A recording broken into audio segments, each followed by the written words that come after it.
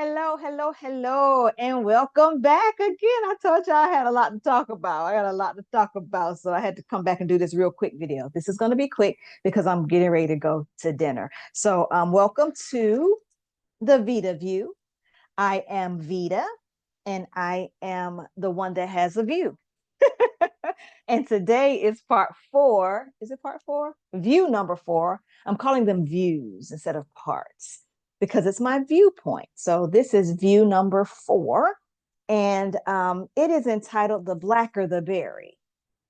I know you've heard that before.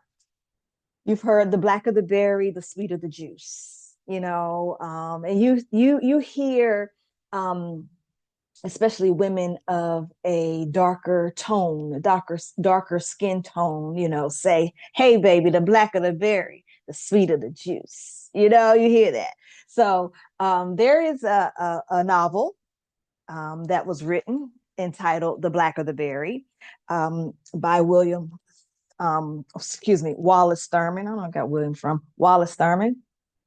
It talks about a young lady who deals with colorism and being dark skinned and all the things that go on with that. And then Tupac, close enough for pop. Tupac, the lead in lyrics to "Hold Your Head Up" is the blacker the berry, the sweeter the juice. But he says the darker the skin, the deeper the roots.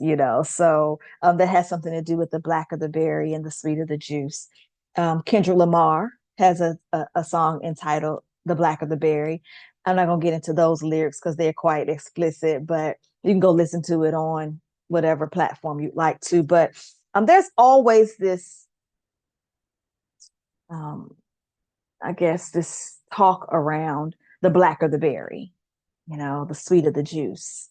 And in it impacts us as it relates to colorism, but that's not really what this video or this view is about. This view isn't about the colorism, with the dark skin and so on and so forth. This is a little flip. This is my view, the Vita view. This is my view on the blacker the berry, the sweeter the juice. Um, Before I go to bed each night, I try to. I don't always do it, but I try to. Um, as I'm going into sleep, I I talk to my creator and I ask the spirit to reveal to me anything that he wants to tell me, anything that he wants to share with me as it relates to, especially the assignment on my life, which is to be the mouthpiece of God. I told you I was born with a microphone, and a part of my assignment is to be a voice for the people, to the people. And so sometimes as I'm going to sleep, I kind of ask the question, what is it that you want me to know or you want me to share? And, I'm going to sleep. And I woke up the next morning. I don't remember the date of this, but I woke up like, that in between sleep that you get and you're kind of waking up, but you still kind of want to get back under the covers, but the sun is kind of shining in or whatever, that in between sleep.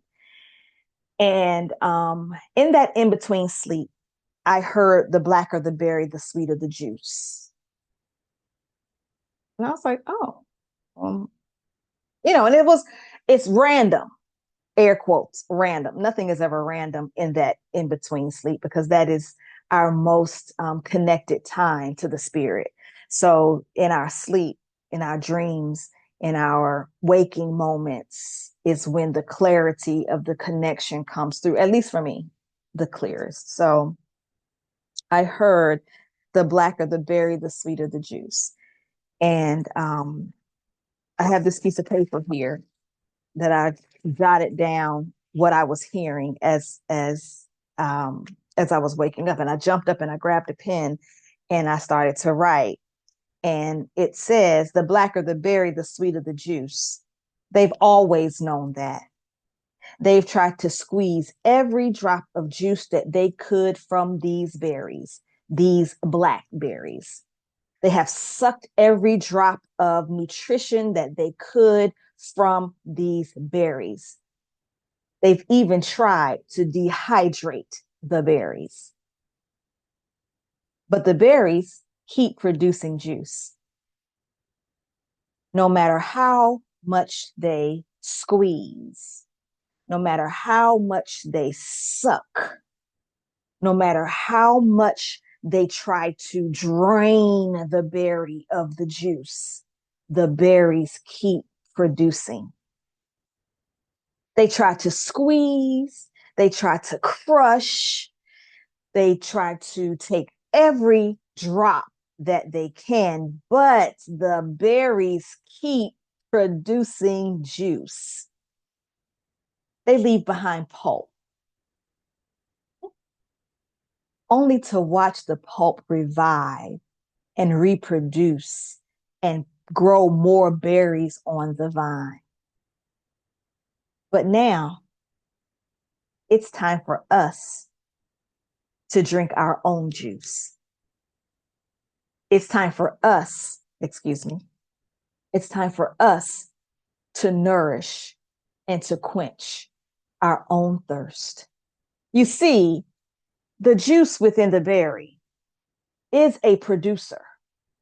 The juice is produced. The berries are producers. The juice is produced time and time and time again. The problem is we've been allowing our juice to be bottled and packaged and sold to a different group so that they can be nourished, so that their thirst can be quenched. But now, my brothers and my sisters, it is time for us to consume our own juice. It is time for us to take the juice within us to build, to grow. It is time for us to stop being consumers and to be producers. But to consume our own. So it's time for us to get our wine skins together. And it's time for us to put our wine skins underneath our wine presses as the wine presses out the juice from the berries that we collected, that we drink from it, that we sip it, that we guzzle it, so that we can build and produce and grow, so that we can become economically independent of the system, so that we can grow our own foods, so that we can produce our own music that speaks to our lives, that speaks to our souls, that nourish um and satisfy our every need. You see, they have always known that this juice is delicious. They've always known that this juice is refreshing.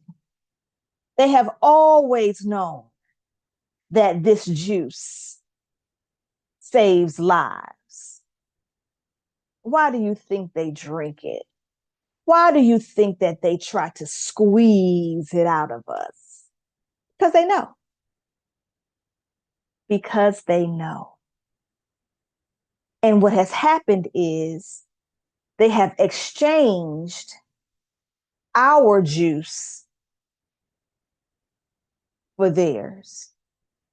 They have told us that, oh no, your juice isn't good. Your juice, you take this juice, take this clear, flavorless, flat juice or drink and give us your robust,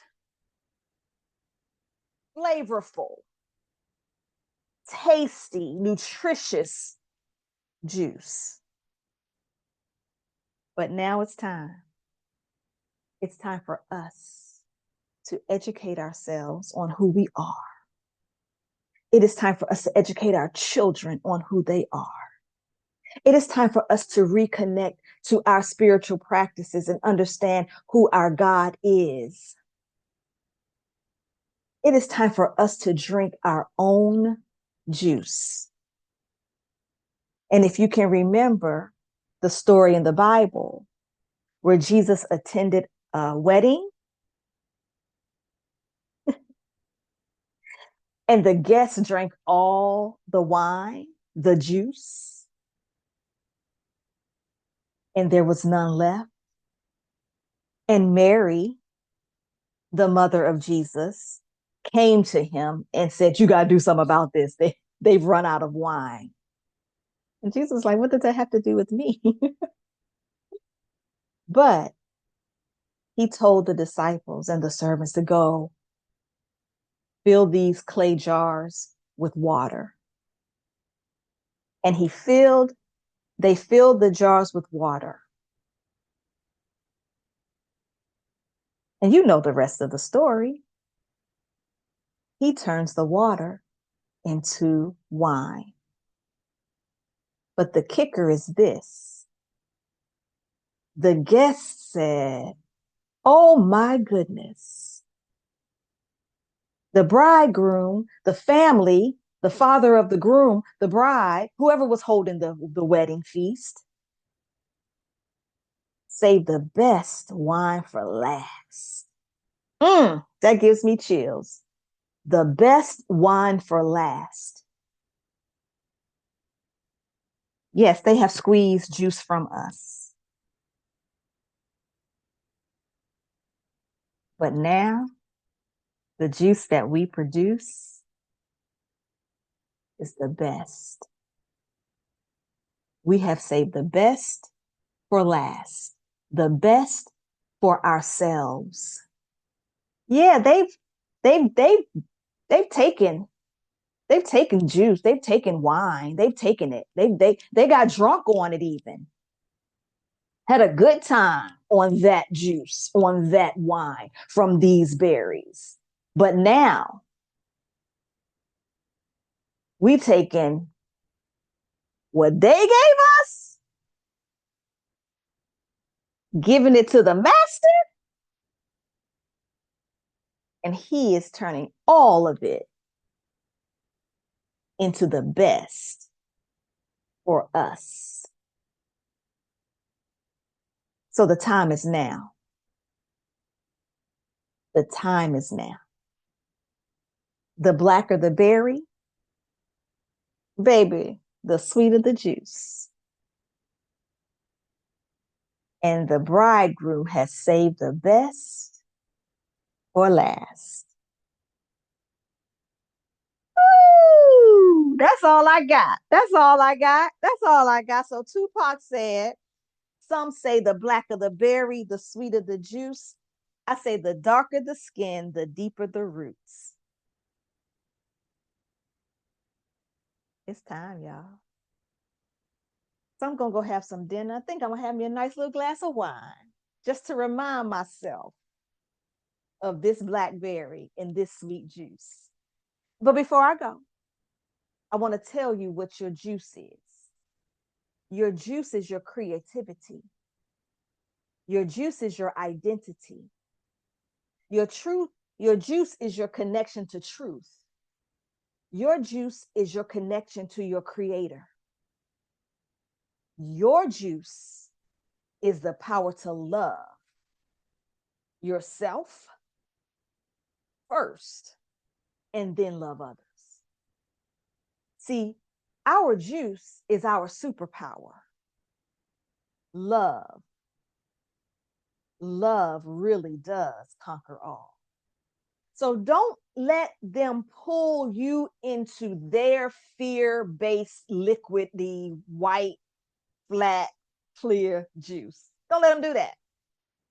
Don't fight them with their own or how they want us to fight. That's not our juice. Ubuntu, that's our juice. Community, that's our juice. Villages, that's our juice. Love, that's our juice. Spirituality, that's our juice. Rooted in the truth of our identity based on our creation. That's our juice. Don't get it twisted. Don't drink their Kool-Aid. Drink the juice that you produce. All right. Now I'm going to go. Thank you for joining me on the Vita View. I love you, and I'll see you next time. And I might be wearing the same outfit because I got a lot to talk about. So after dinner, I might pop back in here and do another video. All right. Love you. Have a great day.